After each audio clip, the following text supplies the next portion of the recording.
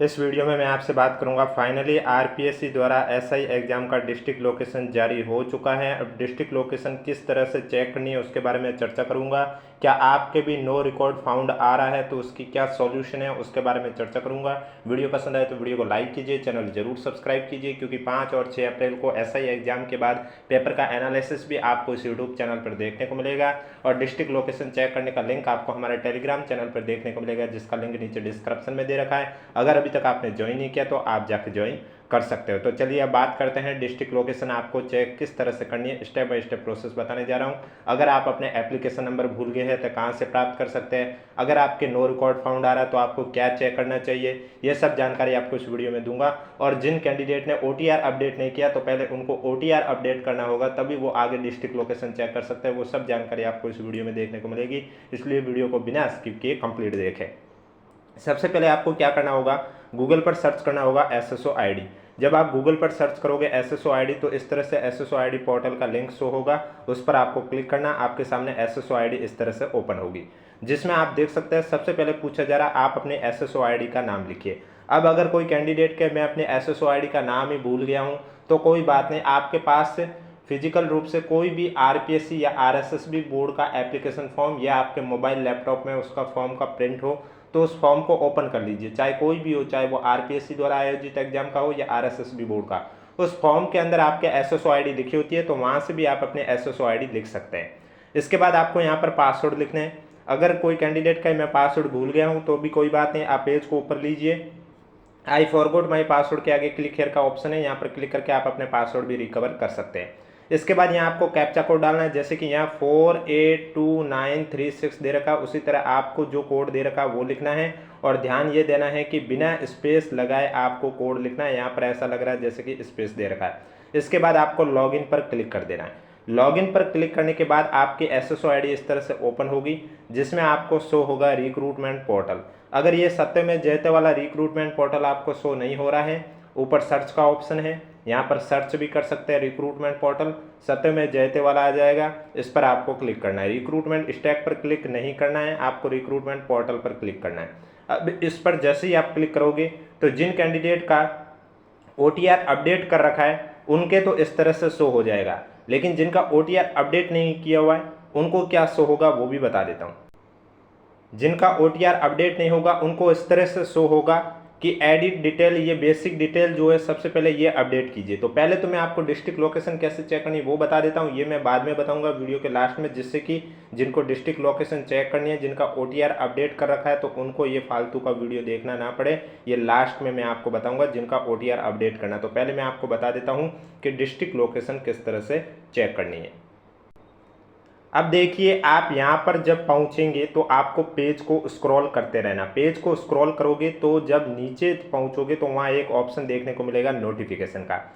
यही नोटिफिकेशन में आपको एक लिंक शो होगा, उसका नाम होगा, आप देख सकते हैं यहाँ पर लिखा हुआ, click here to know your exam district location of sub inspector exam 2025।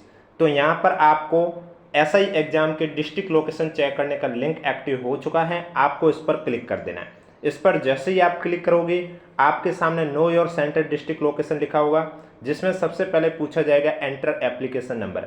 अब अगर कोई साथी कहे कि मैं अपने एप्लीकेशन नंबर भूल गया हूँ, कहाँ से लाऊं, तो आपको क्या करना, वापस बैक जाना है एसएसओ आईडी पर, और यहाँ पर आपको एक ऑप्शन देखने को मिलेगा। जब आप यहाँ पर 3 लाइन पर क्लिक करोगे तो यहाँ पर एक ऑप्शन है माई रिक्रूटमेंट का, इस पर आपको क्लिक करना होगा।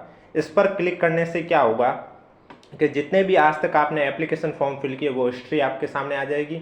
तो उसमें आपको सब इंस्पेक्टर एग्जाम 2025 के सामने एक ऑप्शन देखने को मिलेगा व्यू एप्लीकेशन का, उस पर आप क्लिक करके आप अपने एप्लीकेशन नंबर वहां से लिखकर यहाँ पर पेस्ट कर सकते हैं, कॉपी पेस्ट भी कर सकते हैं या फिर नोट करके यहाँ पर लिख भी सकते हैं।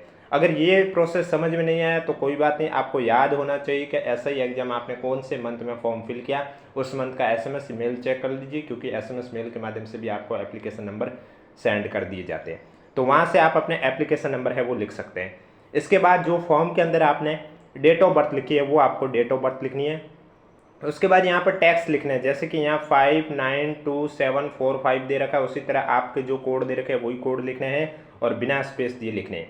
और उसके बाद आपको सबमिट पर क्लिक कर देना है। जैसे ही आप सबमिट पर क्लिक करोगे आपके सामने पूरी डिटेल आ जाएगी, रिक्रूटमेंट का नाम, पोस्ट का नाम, कैंडिडेट का नाम, एप्लीकेशन नंबर, उसके बाद आपका पेपर फर्स्ट, पेपर सेकंड, उसके सामने आपके ज़िला कौन सा, आपका एग्ज़ाम कौन से ज़िले में आयोजित किया जाएगा वो लिखा हुआ आ जाएगा। उसके बाद आपके टाइमिंग लिखा आएगा क्योंकि पेपर फर्स्ट आपके कौन सी डेट पर है, 5 अप्रैल को या 6 अप्रैल को, और उसके बाद आपकी उनकी टाइमिंग भी लिखी होगी कि पेपर फर्स्ट कितने बजे से कितने बजे तक है, पेपर सेकंड कितने बजे से कितने बजे तक है।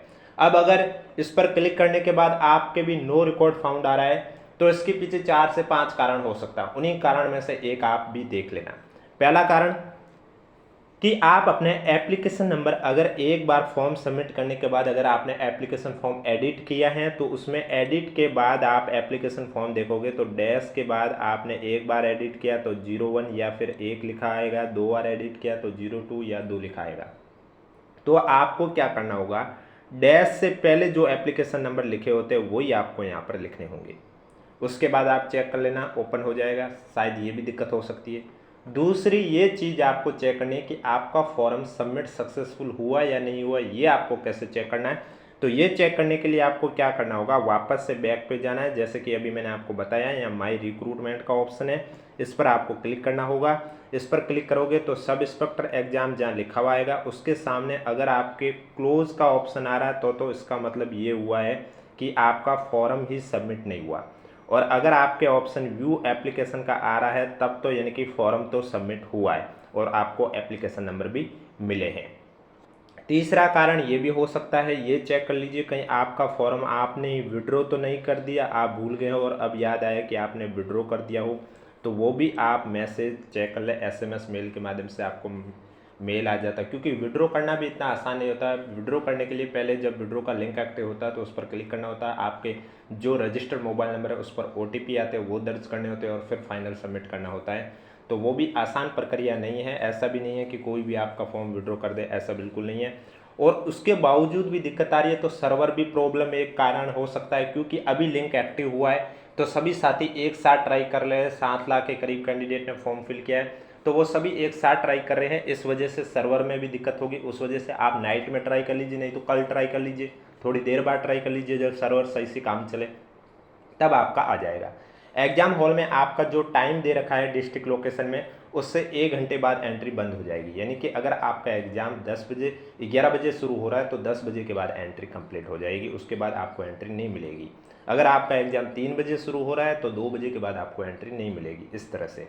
और जिन कैंडिडेट ने अगर अभी तक OTR की बेसिक डिटेल अपडेट नहीं की है तो उन्हें पहले वो अपडेट करनी होगी, उसके बाद ही वो डिस्ट्रिक्ट लोकेशन चेक कर पाएंगे। वो अपडेट कैसे करेंगे, तो जैसा कि मैंने अभी आपको बताया है, रिक्रूटमेंट पोर्टल पर क्लिक करते ही उनके सामने इस तरह से ये एडिट डिटेल का ऑप्शन ओपन हो जाएगा जिसमें लिखा हुआ है this detail can only be updated once, यानी कि ये चीज़ें आप एक बार अपडेट कर सकते हैं। जिसमें सबसे पहले बेसिक डिटेल में आपको अपना नाम हिंदी में लिखना होगा, उसके बाद आपको अपने पिता का नाम हिंदी में लिखना, वही नाम लिखना जो आपके डॉक्यूमेंट में है उसी का हिंदी में आपको नाम लिखना है। उसके बाद आपको अपनी माता का नाम लिखना है और फिर माता का नाम हिंदी में लिखना है, जहाँ पर रेड स्टार है वो बॉक्स में फिल करना कंपलसरी है। इसके बाद आपको व्हाट्सअप नंबर लिखना है, इसमें रेड स्टार नहीं है तो लिखोगे, नहीं लिखोगे तो भी कोई ज़रूरी नहीं है। इसके बाद विजिबल बॉडी मार्क्स, यानी कि आपके बॉडी पर ऐसा कोई मार्क है जिससे कि आपकी पहचान की जा सके, वो आपको यहाँ पर बॉक्स में लिखना है। इसके बाद आपको मैरिज स्टेटस, अगर आप मैरिड लिखते हैं तो फिर आपको जीवन साथी का नाम लिखना होगा, मैरिड डेट लिखनी होगी, वो सब चीज़ें लिखनी होगी। और इसके बाद number of living children before और आफ्टर 1/6/2002, यानी कि 1/6/2002 से पहले आपके बच्चों की संख्या यहाँ पर लिखनी है और 1/6/2002 के बाद कितनी है वो यहाँ पर लिखनी है। टोटल यहाँ ऑटोमेटिक आ जाएगा, नहीं है तो 00 लिख लीजिए। इसके बाद आपका रिलीजन कौन सा है वो रिलीजन आपको यहाँ पर सेलेक्ट करना होगा। उसके बाद आपको परमानेंट एड्रेस लिखना है। एड्रेस बड़ा है तो address line first, second, third 3 column दे रखे हैं उनमें लिख लीजिए। छोटा है तो एड्रेस लाइन फर्स्ट में भी आप कवर कर सकते हैं। एड्रेस लाइन लिखने के बाद आपको अपनी सिटी लिखनी है कि आप कौन सी सिटी से हैं। उसके बाद आप कौन से स्टेट से आते हैं वो स्टेट आपको सेलेक्ट करना होगा। स्टेट के अंदर आपकी कौन सा ज़िला है वो ज़िला सेलेक्ट करना होगा। उस ज़िले के पिन कोड आपको यहाँ पर लिखने हैं। इसके बाद आपसे पूछा जाएगा डोमिसाइल डिटेल, अगर आप TSP से हैं तो यस कीजिए, नहीं है तो नो कीजिए। इसके बाद आपकी नेशनलिटी इंडियन लिखी हुई आ जाएगी।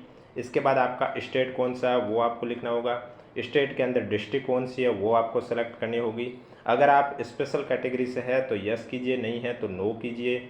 इसके बाद आपसे पूछा जाएगा लेफ़्ट थंब इम्प्रेशन, यानी कि आपको अपना लेफ़्ट थंब है वो यहाँ पर लगाना है स्याही से। वो आप पेन से, ऐसा नहीं है कि अंगूठे पर पेन से गीटे और वो लगा दें आप वाइट पेज पर। जो आपको थंब इम्प्रेशन वाली इंक आती है उसी से करना है।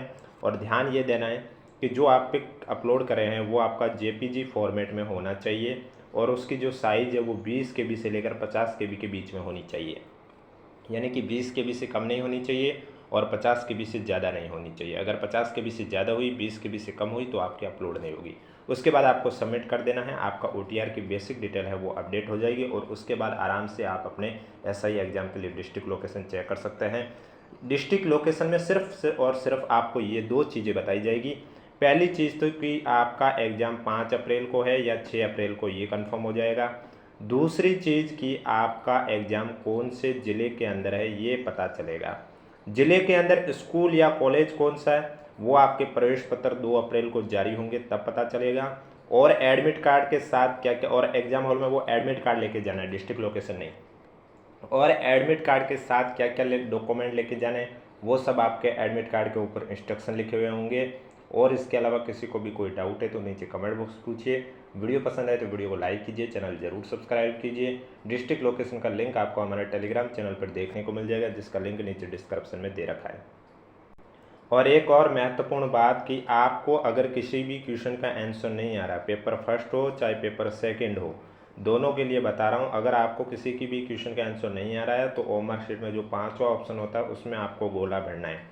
क्योंकि आपको रूल मालूम है, अगर आपने किसी भी क्वेश्चन में गोला नहीं भरा है और ऐसे अगर ओमर शीट में आपके क्वेश्चन नंबर के 10% से ज़्यादा क्वेश्चन हो गए तो आपका रिजल्ट अयोग्य कर दिया जाएगा, फिर चाहे आपके नंबर कट ऑफ से ज़्यादा भी क्यों ना हो। यानी कि अगर आपके पेपर में 100 क्वेश्चन है जैसे, तो इसके 10% होते हैं 10 क्वेश्चन। तो अगर आपने ओमर शीट में 10 से ज़्यादा क्वेश्चन खाली छोड़ दिए तो आपका रिजल्ट अयोग्य कर दिया जाएगा, अगर पेपर फर्स्ट में ही छोड़ा चाहे पेपर सेकंड में। इसलिए दोनों पेपर में क्वेश्चन का आंसर नहीं आ रहा है तो 5वां ऑप्शन फिल कर लीजिए, जिससे ना तो आपके नंबर कटेंगे और ना ही आपका रिजल्ट अयोग्य किया जाएगा। इसके अलावा किसी को भी कोई डाउट है तो नीचे कमेंट बॉक्स पूछिए। वीडियो पसंद आए तो वीडियो को लाइक कीजिए, चैनल जरूर सब्सक्राइब कीजिए। नो रिकॉर्ड फाउंड आ रहा है तो मैंने आपको 4 से 5 जो रीजन बताए हैं उन्हीं में से आपका भी एक रीजन हो सकता है, इसलिए थोड़ा सब्र रखें। और जो मैंने आपको रीजन बताया वो एक बार ट्राई कर लीजिए। उसके बावजूद भी अगर वो दिक्कत आपके नहीं है फिर भी आ रहा है तो आप थोड़ा सब्र रख लीजिए, शाम तक, इवनिंग तक या फिर कल ट्राई कर लीजिए, क्योंकि एग्ज़ाम 5 और 6 अप्रैल को है और आज आपके हुई है अभी तक 29 मार्च। इसी मंथ के 2 और दिन बाकी है। बाकी 2 अप्रैल को एडमिट कार्ड, देखो डिस्ट्रिक्ट लोकेशन सिर्फ और सिर्फ आप SSO ID से ही चेक कर सकते हैं, लेकिन जो एडमिट कार्ड है वो आप SSO ID से भी चेक कर सकते हैं और RPSC आयोग की वेबसाइट से भी चेक कर सकते हैं।